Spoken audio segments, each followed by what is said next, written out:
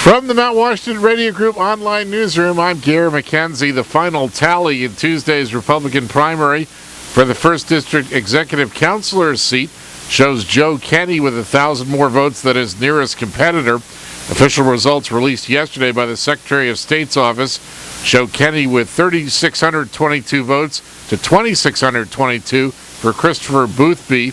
Mark Aldrich was third with 499 votes. Kenney faces Democrat Michael Cryans March 11th for the council seat, held for nearly 4 decades by the late Ray Burton, who died in November. The 5-member council works with the governor to approve state contracts worth more than $10,000 and appoint judges and commissioners. It also oversees a 10-year transportation plan. District 1 takes up much of New Hampshire, more than 100 towns from just north of Concord to the Canadian border. More than 260,000 people live in the district.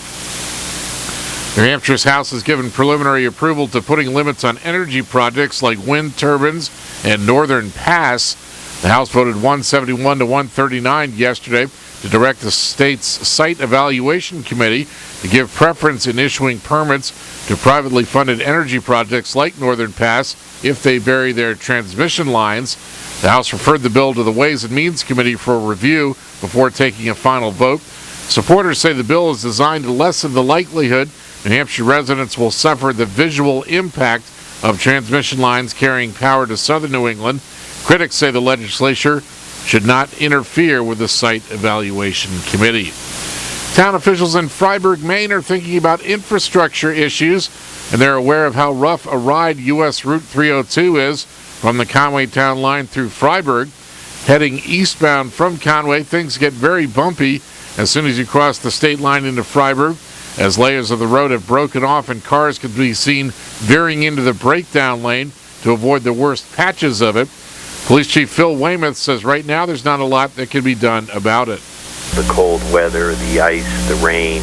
This year's just putting a heck of a tear on our roads with the frost getting down in, the heaves, and the plowing is just tearing everything up. I'm sure by this spring they're going to have to do something. Fryeburg Town Manager Sharon Jackson says she drives on Route 302 every day and knows how bad it is. She says the town is taking a lot of complaints about the condition of the road, but it's a state road and the state's responsibility to maintain it.